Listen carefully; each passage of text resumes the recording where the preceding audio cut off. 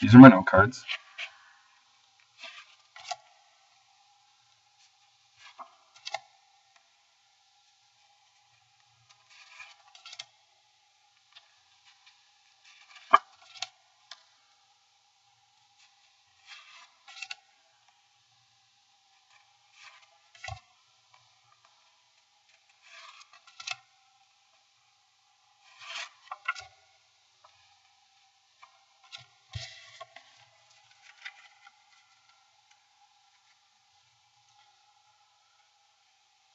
There are lots of ways to learn, and there's been increasing interest in merging fun with learning.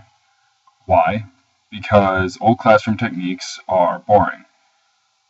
One thing you can do to help increase the education that your students would get is by including games in the assignments.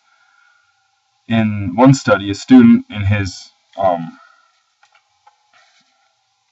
gamified classroom, he did worse than the other students in his class, and all the other students that performed below the proficiency contributed to most of the double-digit growth in achievement.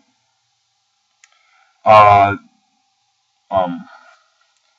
when they added the games to the class, they stopped from going below the average. They maintained at least with the other students.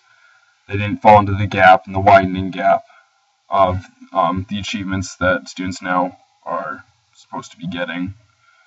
My mom told me when I was younger that kids with ADD and ADHD had problems learning because of their disability, and that when they have something to do, like play video games or doing something in the classroom, that's why ADHD, attention deficit hyperactive disorder, they tap their feet in class and it helps them pay attention because they're doing something. And so when they play gaming in the classroom, it helps them do things and remember things when they're doing them. The games should be about interaction and not isolation. At the end of the day, it's all about whether or not the other person, the person who played the game, wants to come back and play the game again. That's how you know if a game is successful or not, if they want to play again. They'll probably learn more when they want to come back and retry the game multiple times and try and get right what they got wrong the first time or third time into the game. Even the massive multiplayer online games such as World of Warcraft are successful only because they've touched millions of people who wanted to learn more, and they all get along and whatnot. There's a school called the Quest to Learn School, which opened in 2009. It focuses on putting games and video games into young children's careers.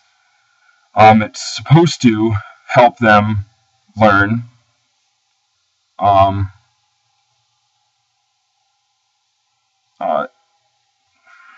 Some people even say that the video games outperform teachers because teachers are boring, and when a kid tries to play a game and they find out that it's fun, even if they failed at playing the game, they're going to go back and try and play the game multiple times. And therefore, they will actually eventually learn from basically their mistakes, but they wanted to go back and try to relearn from their mistakes.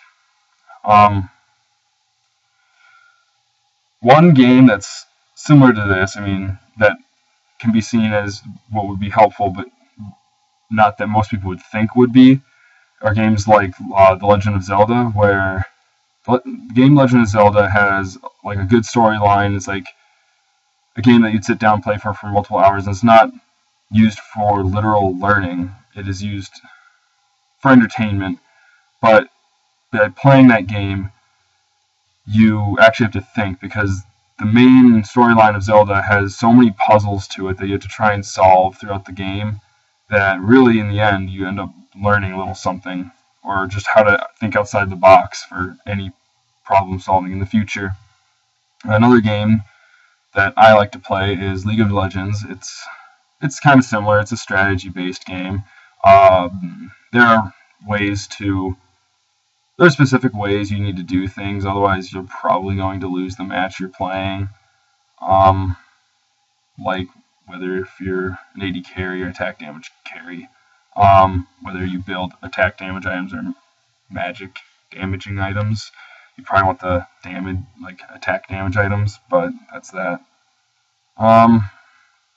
Basically, all in all, games encourage and urge the users to learn and explore properties with the help of different feedback mechanisms.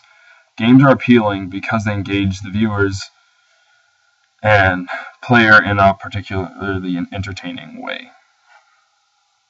That's all.